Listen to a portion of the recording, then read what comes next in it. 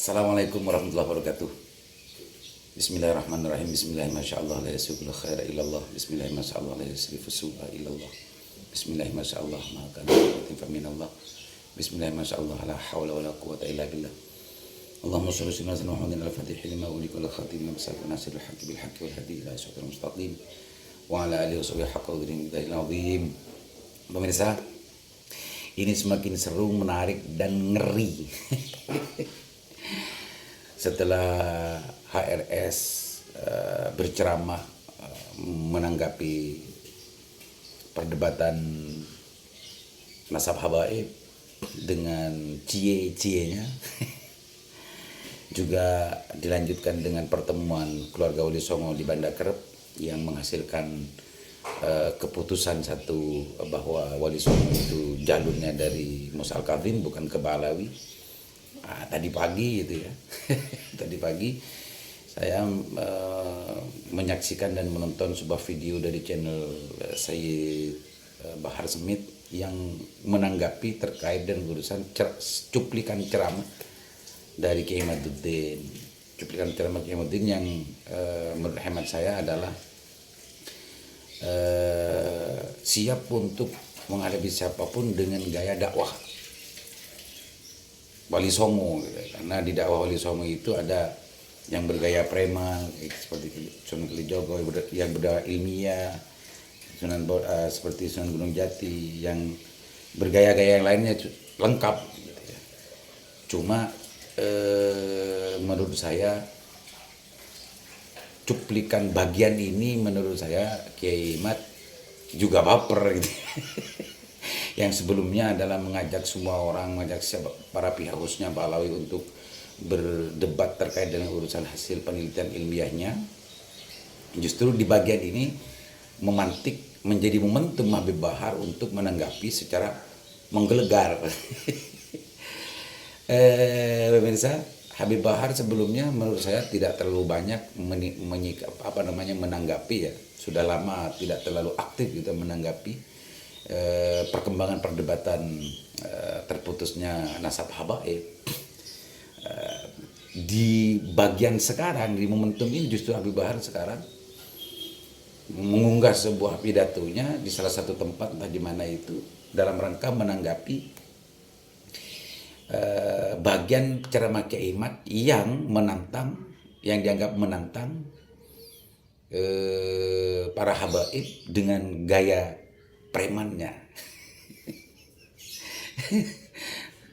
Ini ngeri bro, ngeri. Kalau saya mendengar dan menonton ngeri juga ya.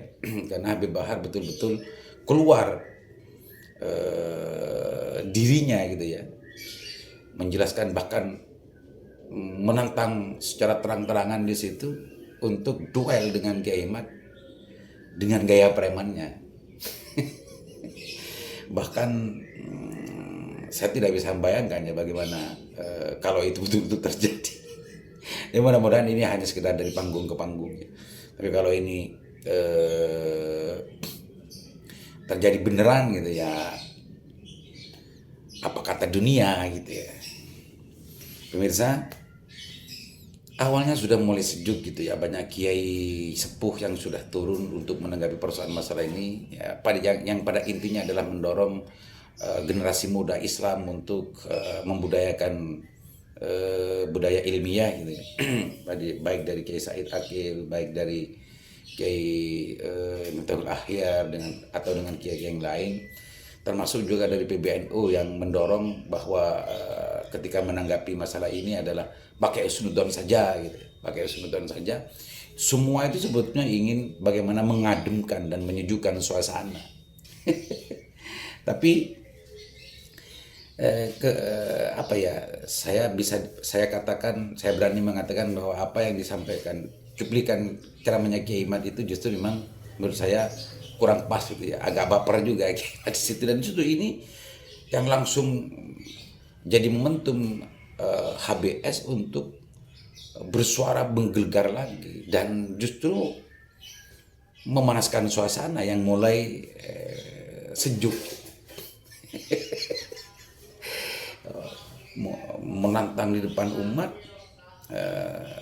diakui atau tidak, Kiai Imad juga punya umat, Habib Bahar juga punya muhibbin.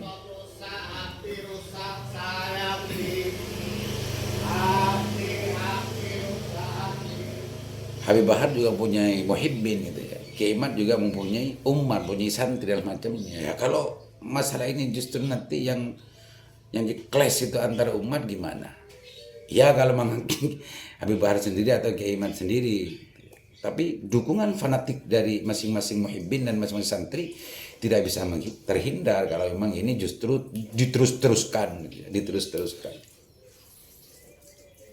Habib Bahar, Kiai Imad, kalau secara pribadi menurut saya tanpa melibatkan para muhibbin dan santrinya ya tidak ada persoalan. Tapi ini orang-orang ini kan punya muhibbin, punya pengikut, bahkan banyak yang fanatik gitu pengikut-pengikutnya. Nah kalau yang para pengikut fanatiknya ini justru menerjemahkan apa yang diceramahkan di lapangan, ya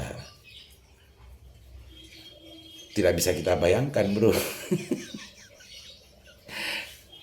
Tapi yang saya catat dari ini adalah ini momentum, justru menjadi momentum Habib Bahar muncul kembali dengan gayanya yang selama ini kita kenal, yang selama ini kita tahu gitu ya. Pemirsa, sebetulnya penelitian ilmiah ini menurut penjelasan Kiai Imad adalah berawal dan disebabkan oleh perilaku orang habaib yang dianggap bablas juga. Nabi Muhammad itu datukku atau datukmu, itu yang sempat saya ingat gitu ya, yang menjadi bagian dari dorongan Kiai Imad untuk melakukan penelitian ilmiah.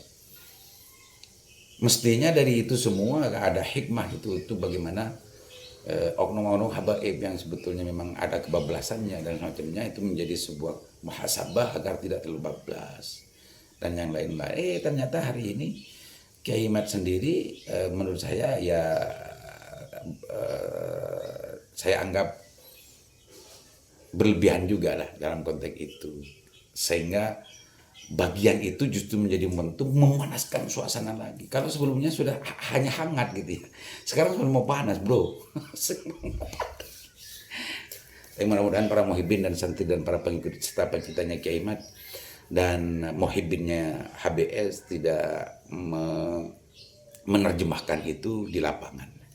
Kalau itu sampai terjadi, malu lah. Apa kata dunia gitu.